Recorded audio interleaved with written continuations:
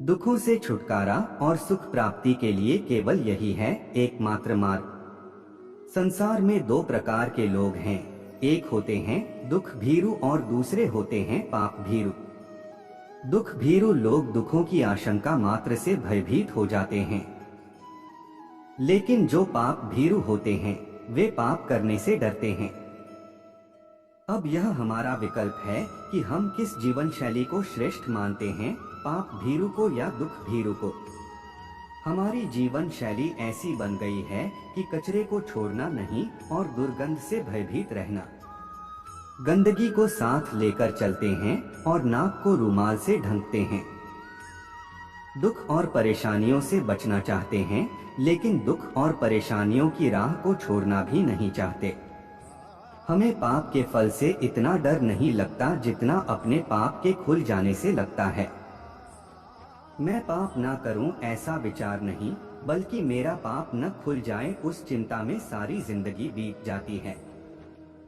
ऐसी सोच और क्रियाएं मन, वचन, काया यानी शरीर, इन तीनों के परस्पर सहयोग से निरंतर होती रहती हैं। जब तक जीवन है तब तक हम क्रियाशील रहेंगे, क्रियाएं होती रहेंगी। इन्हें छोड़ा नहीं जा सकता, परंतु अपनी सोच को मोड़ा जा सकता है। इसलिए हम गृहस्थ जीवन में अपना दायित्व भरपूर निभाएं। इसके साथ अपनी सोच को बदलने की साधना भी करते रहें। अपनी क्रियाओं के परिणाम का आकलन करते रहें तो ऐसे नकारात्मक सोच पर स्वतः ही ब्रेक लग सकती है। संसार में दो प्रकार के लोग हैं, एक होते हैं दुख भीरु और दूसरे होते हैं पाप भीरु। दुख भीरु लोग दुखों की आशंका मात्र से भयभीत हो जाते हैं, लेकिन जो पाप भीरु होते हैं वे पाप करने से डरते हैं। अब यह हमारा विकल्प है कि हम किस जीवन शैली को श्रेष्ठ मानते हैं, पाप भीरु को या दुख भीरु को। अगर हमें आत्मा से परमात्मा बनने की चाह है, साधना पथ के पथिक हैं, तो अवश्य ही पाप भीरु जीवन शैली हमारे लिए श्रेयस्कर है। ऋषिमुनियों का कहना है कि मानव तू दुखों से मत डर, डरना है तो पाप से डर। जो पाप से डरता है उससे दुख भी डरने लगता है। जब भी पाप में प्रवेश करने का अवसर मिले मन वहां तुरंत पहुंच जाता है। वचन और शरीर भी उसे सपोर्ट देने के लिए तत्पर रहते हैं। दूसरी ओर मन को धर्म में लगाने के लिए प्रयास करने पड़ते हैं। हम शरीर से धर्मस्थल तक तो पहुंच जाते हैं, वचन से मौन भी हो जाते हैं, किंतु बहुधा मन नहीं जुड़ पाता।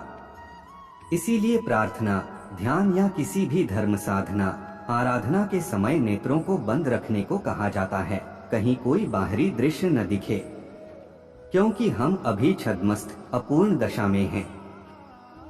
इतने तटस्थ भी नहीं हैं कि बाहर का दृश्य दिखे और मन में तरंगे पैदा ना हो। तरंगे हमारी आराधना, साधना, प्रार्थना में खलल अवश्य डालेंगी। जीवन में कभी अभाव का दुख, कभी स्वभाव का और कभी दुर्भाव का, और इससे भी ऊपर सदैव तनाव का दुख घेरे रहता है। इन्हीं दुखों के वशीभूत हम टकराव की जिंदगी जीते हुए बिखराव का दुख भोगते हैं। दुखों से सभी डरते हैं क्योंकि दुख अप्रिय हैं। दुखों से दूर रहने और सुख पाने की चाह में हम नए नए पापों में प्रवेश करने लगते हैं। यही हमारी सबसे बड़ी भूल होती है। पाप का फल सुख रोकता है। सुख चाहिए तो पापों से मुक्त होने की चाह जागृत करनी होगी। दुखों से छुटकारा और सुख प्राप्ति का एकमात्र मार्ग है धर्म को आत्मसात करना। जहाँ धर्म है वहाँ पाप नहीं है, और जब पाप नहीं तो वहाँ दुख नहीं। जहाँ दुख नहीं वहाँ सुख को अनंत होने का पूरा अवसर प्राप्त होता है। दुख हमारी भूल और हमारे मानवीय स्तर से गिरकर घिनौने कर्मों का फल है।